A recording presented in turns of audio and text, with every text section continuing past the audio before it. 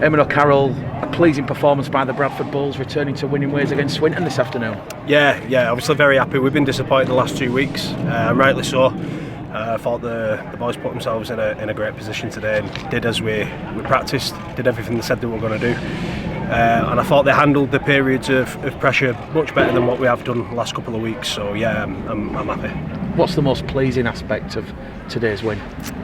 Winning, that's it. We just had to win today.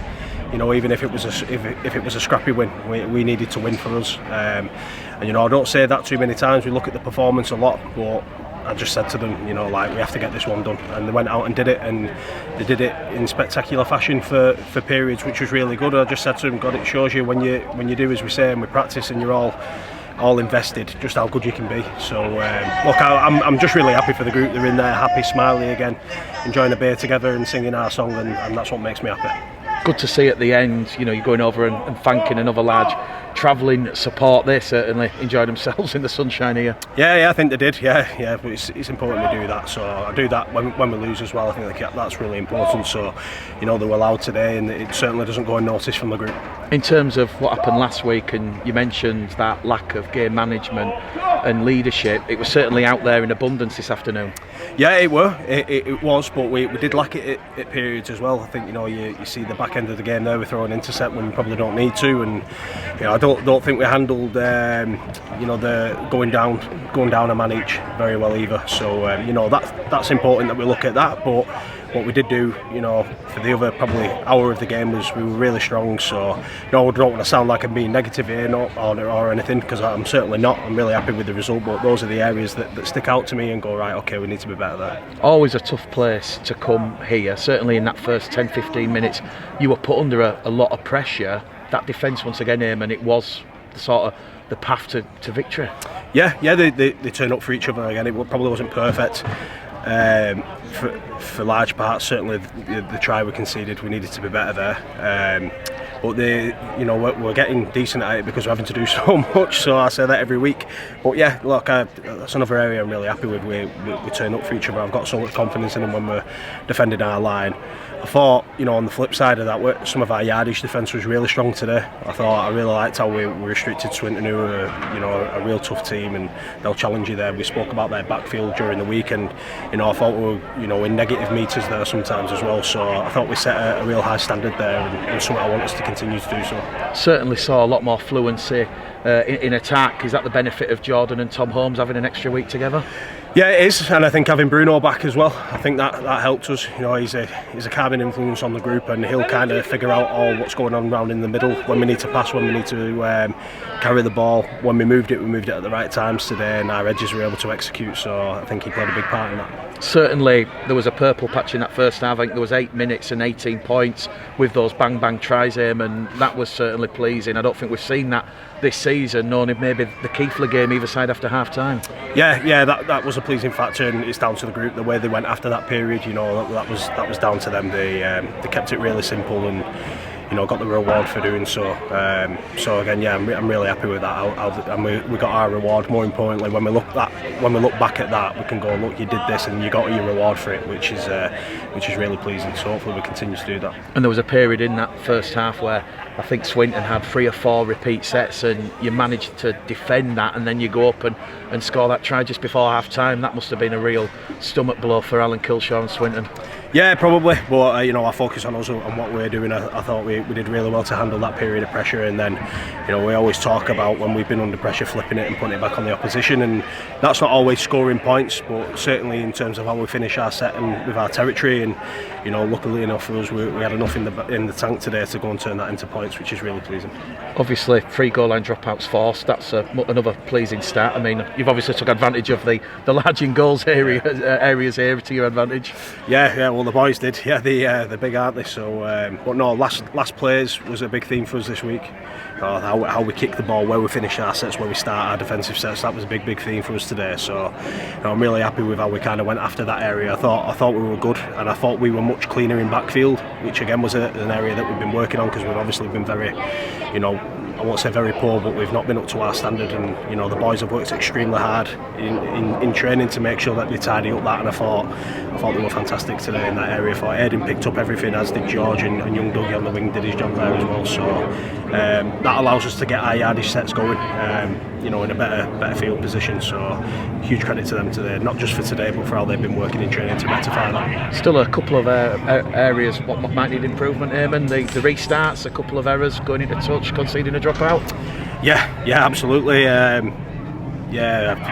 mind were blown with some of them because it looked so simple to kind of deal with, and then we kind of made a mess of that. So we'll have a look at that. And how pleased are you with the composure of the side when players like Depp Patton and Gavin Roden are getting sent to the sin bin, questioning the referees? Like, you didn't kind of drop down into that sort of Punch and Judy kind of slugfest. Yeah, we couldn't, because that again was a big theme. Our last players, our discipline and that staying on task were a big theme for us today. Like, it's clear what they do, and they're good at it. Swinton, they'll drag you into a fight, and when you do that, you get frustrated. And they have got some quality in their team who will take advantage of that. So I said to them, you get ready to get punched in the face and pinched, and whatever happens, put your ego to one side and do not get involved in it, and we'll have the last laugh. And we did that today. 18th man, what was the message to him before the game? Keep doing what you're doing. There's a reason why we've signed you for 2 years. I love what he's about. You know, he got his opportunity last week. He wasn't on his own there, but we needed some experience, and you know, we needed to get some of our boys some game time. And you know, Elliot's on a journey with us. You know, it's not a quick fix with Elliot. He's a young lad, keen. We love him to bits. I certainly do, and he'll be a big part of this club, certainly as long as I may, because I love what he does. He's a great kid, and we want to get more coming through. We actually spoke in the week to some of our young boys who come up and started training with us. We want to see a good example of what it takes. Go and follow Elliot, because he certainly leads by example and works extremely hard. So yeah, he's all good, Elliot. John Davis was named in the 21-man squad, didn't feature. What's the latest with John? Yeah, he's ill. We've had a bit of illness last couple of weeks, which isn't great. We've kept a lot of lads away from training.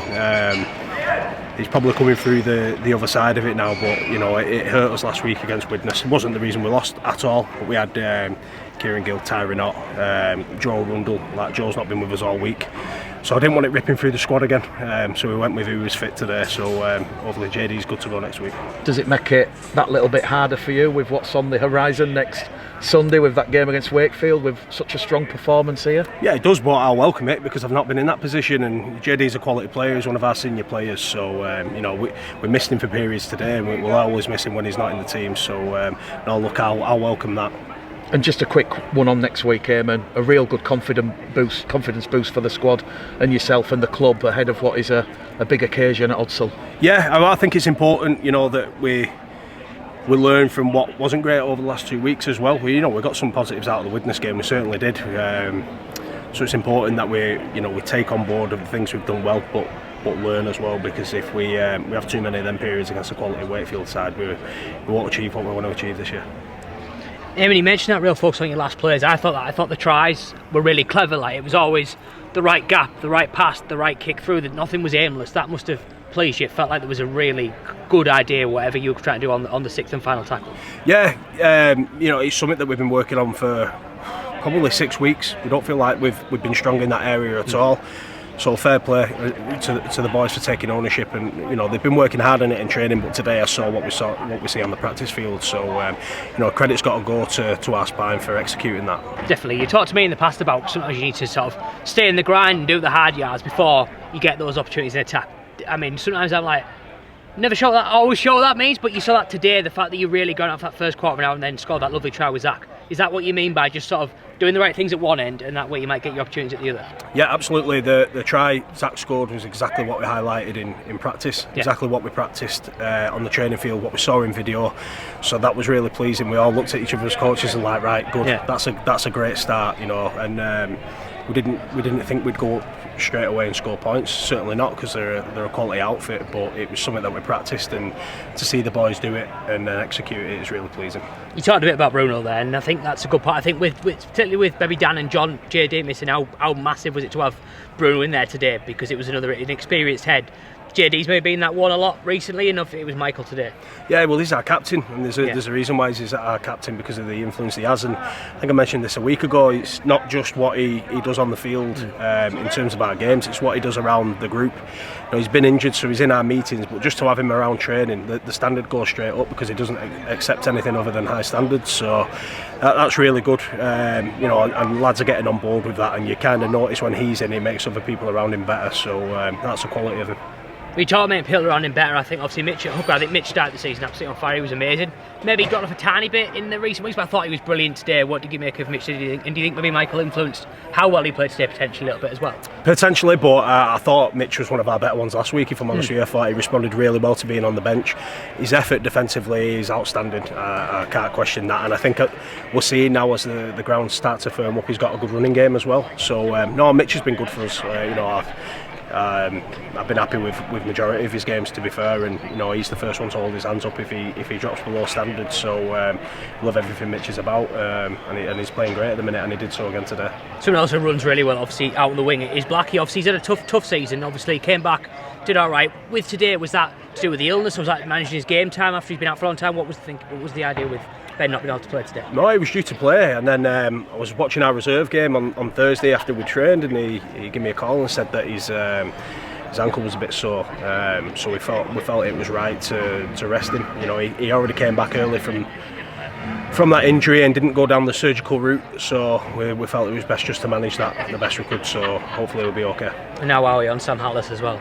Yeah, Sam is hopeful to be back. He's still very sore, but he's a tough bugger, so I'll fully expect him to be involved in training this week. For sure, yeah. And just a final one, obviously Mick's trying a bit there, but obviously, yes, it's two very different teams in Swinton and Wakefield, but obviously after losing 2 games and they've been disappointed with the game management witness and just a poor day all round at York, that must be pleasing that you got sort of today in the bag and largely played very well against a team that's really impressed this season, especially in games like against Toulouse and Halifax as well. Yeah, they are really impressive, Swinton. They play for the full 80 minutes. They won't give you a minute off, so you have to be at your best. So I thought this was the perfect game for us to see if we were going to respond, and yeah, really happy. York, we were way off. We're going to witness with some adversity and some of our younger boys playing, but really disappointed because we did enough to get the game done.